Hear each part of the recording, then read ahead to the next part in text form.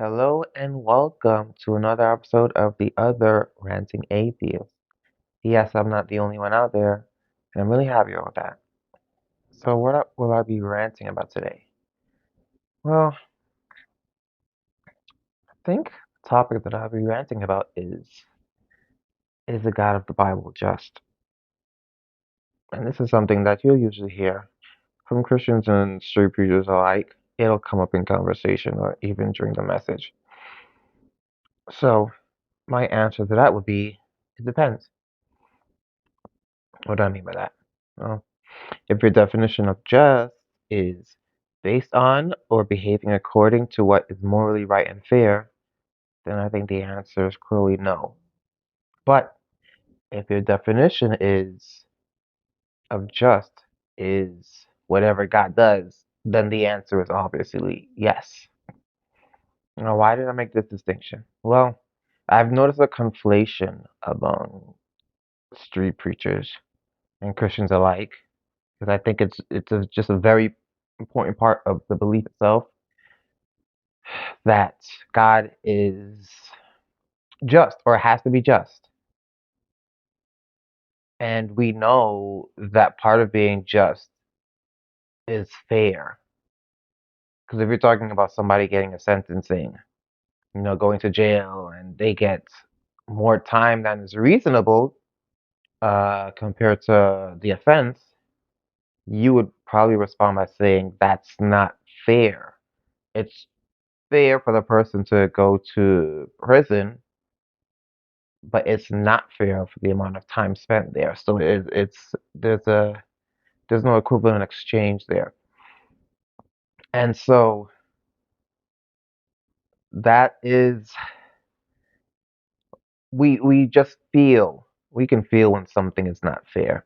And so I think a big part of Christians being able to convince themselves of the God being just means kind of ignoring. You either ignore something that an action of his that appears not to be just, or you explain it away with an excuse such as an appeal to divine mystery, assuming that, God is always in the right, even if you can't see why he's doing something. You just assume, you give him the benefit of the doubt that he had a good reason for doing what he did, even though there's no evidence for that. But that's another story. So, the reason I mention that is because, and I give a distinction, is because if you read the Bible and a plain reading of the text, if you read the Bible and you think about what God does compared to what we do as people, that there is no way logically that he would be seen as just. Again, I'm using the first definition, not the second, in terms of being morally right and fair. I mean, and this starts from the very beginning of the Bible, starting from Genesis. Genesis chapter 3, we already have the first offense or the first instance of God not being just, because what he does is he creates mankind, but he doesn't give them the knowledge of good and evil. And then he tests them, he gives them a test that requires them to know good from evil in order to pass. And then they obviously don't pass, and then he ends up punishing not only them, but everybody that came after them for a test that they were guaranteed to fail. Now, I don't think anybody replace God with anybody else and then ask, is what that person did just? Everyone will say no. But if that person is God and you're a Christian, then the answer has to be yes, even though it's clearly no. And I find it funny how I understand the belief. The belief of God has to be everything good, and part of everything good involves being just. But if you're calling God just, words have meaning. We just, we don't just talk nonsense. We use words because the words have meaning, and we're trying to portray a message. So words are important.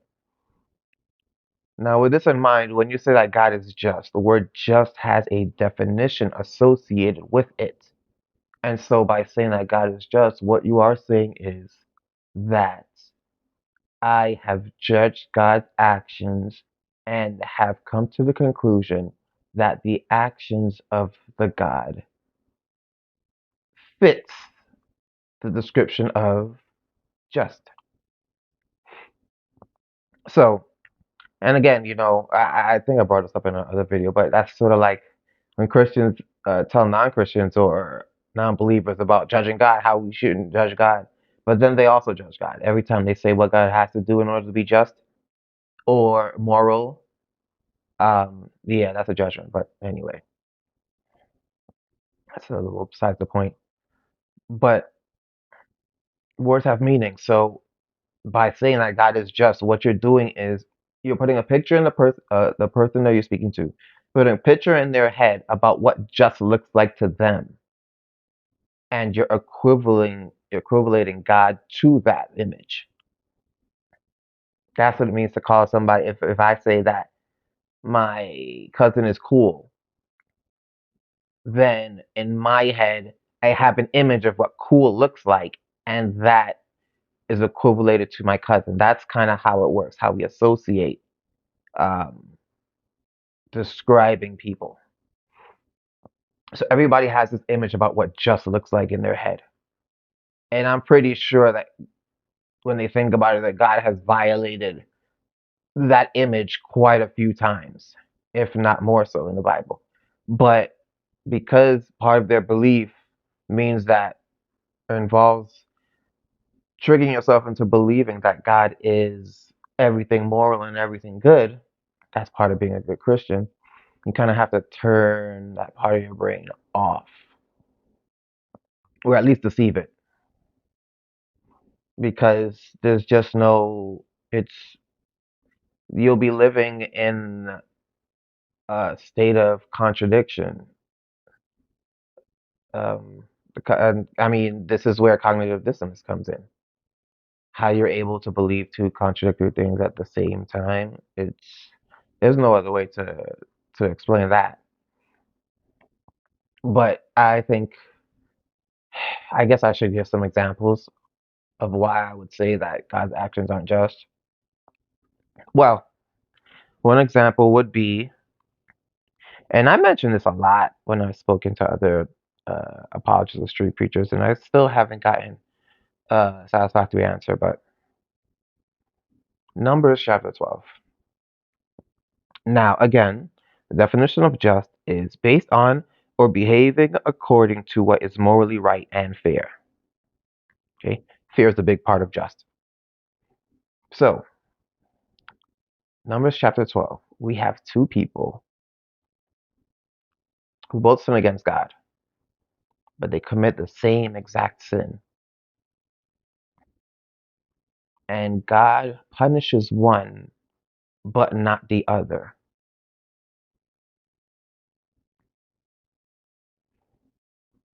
Now, does that sound fair? I mean, if I speak to a parent and let's say the parent has two children and both children do something wrong, then wouldn't it make sense to punish both children? Now, I'm not saying that the punishment has to be the same. Punishment is going to look different for everybody because what works for one doesn't necessarily work for another. For some children, going in timeout's enough. So I'm not saying that the punishment had to be the same. I'm saying that in order to be just, God had to punish both of them. And apologists will go around and say, oh, well, God punished Aaron by punishing Miriam. So I guess he felt an indirect hurt, like, oh no, my sister, she has leprosy for a week. I'm so heartbroken. I can't understand how that is anywhere equal to a punishment, firstly. And secondly, even if it was a punishment, I don't see how that would be comparable to receiving leprosy and having to stay outside of the camp for a week. Yeah, no, that just does not work. But that's the excuse I've gotten. Um, or Aaron didn't receive leprosy because he was a high priest, And if he could receive leprosy, then for those 7 days that he's outside of the camp, then he can't do his high priestly duties, which would be a good excuse if Aaron didn't have two sons who were also high priests. You telling me they couldn't replace him for a week? Number one. Number two, he would have had four sons if God didn't kill them. Uh, in the previous book of the Bible, for offering strange fire, it would have been nice if he gave them a warning so that, they'd have two extra high priests to spare while Aaron is out for that week. But I don't see how they could receive the same punishment. But if, like I said, you want to use the excuse about Aaron being a high priest, fine. Don't give him leprosy, but punish him. I'm not saying that the punishment has to be the same, but punish the person. Let us see that you are being fair. Isn't that the whole point of that part of the story? To portray God as being reasonable, even though I'd argue against that actually happening. But it just, and you could, even if you were to make an excuse for that, as if it were a one off, and it's definitely not. I have another example which I'm going to bring up right now. Let's ignore that and let's look at Genesis chapter 12 and Genesis chapter 20. So, Abraham, a man of God, the guy that God chose to kind of start everything with, he was definitely, he was chosen for a reason, something about him. So, God chose that man for a reason.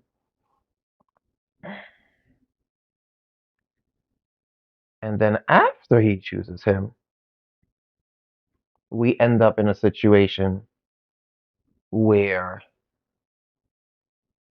he ends up lying about his wife being his sister because he's scared. I guess his wife is so hot that everybody wants her. So he's like, all right, you know what? I'm in a situation where I need to act like you're my sister because I don't want people to be jealous and do something.